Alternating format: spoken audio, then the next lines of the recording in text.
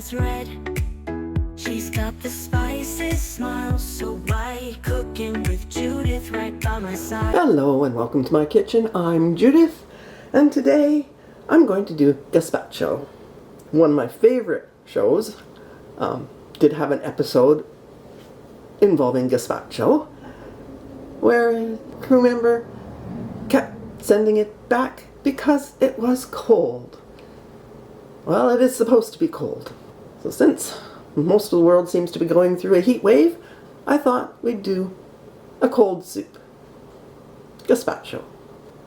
So I have a pound of lovely little tomatoes, 2 red peppers,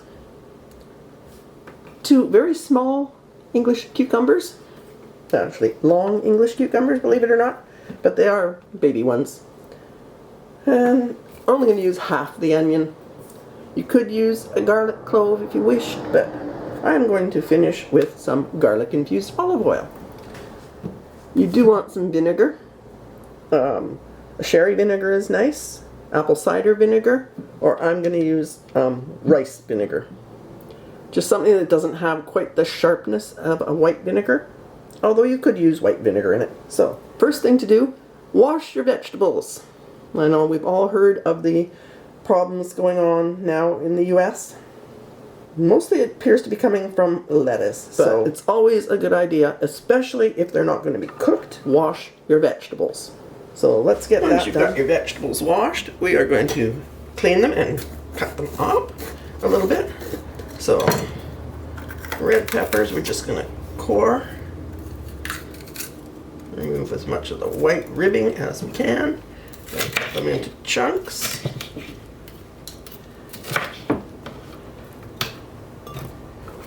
Now, if you're using a full-sized long English cucumber, you probably will want to seed it, which is easy enough to do. Just cut it lengthwise and then scrape the seeds out. With these seeds, they are so little and so delicate, I don't think that's necessary. But I am going to cut the stem off. There we go. Probably not a problem, but just to be safe. Okay. Now what you want to do with the tomatoes, with a lovely little sharp knife, just cut this core out. You can peel them if you like. Just cut it across in the bottom, dunk them in some boiling water for a few seconds, and then ice water, and the peels will just peel right off. But we are putting this through a strainer at the end, so it's not really necessary. Okay, we are going to start there and add more as we go. You may need a little bit of water to get this started. So, cover your ears.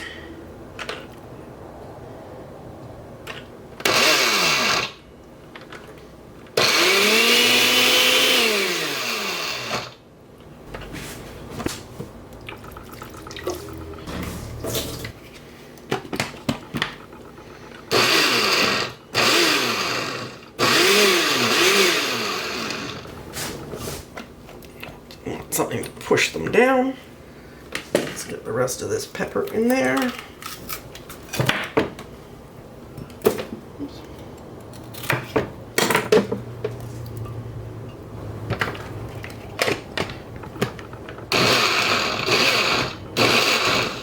So that is started. Now, if your cucumber has a really thick skin or a dark green skin, you might want to peel your cucumber, because we do want to get this as red as possible, and of course the green is going to interfere with that, but I don't mind a little bit of green. And if you like, for the garnish on top, save some of the cucumber and a bit of tomato, maybe a small tomato, and some onion, maybe some red pepper, and chop up as garnish for the top once it's ready.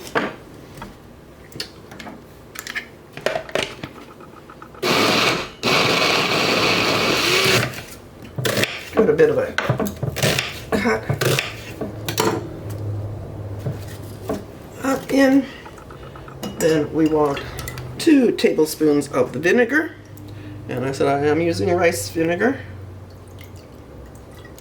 If you want it sharper, add another ½ tablespoon. And then we want 3 tablespoons of the oil. And this is, as I said, a garlic infused oil, so I'm not adding the garlic clove. Okie dokie.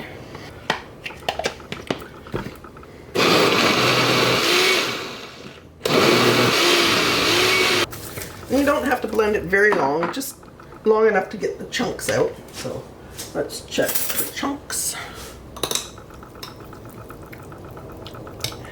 And give it a taste. And you want to add a little bit of salt, just to taste. So I'm going with about a teaspoon. Once you have it blended, you can strain it through a sieve.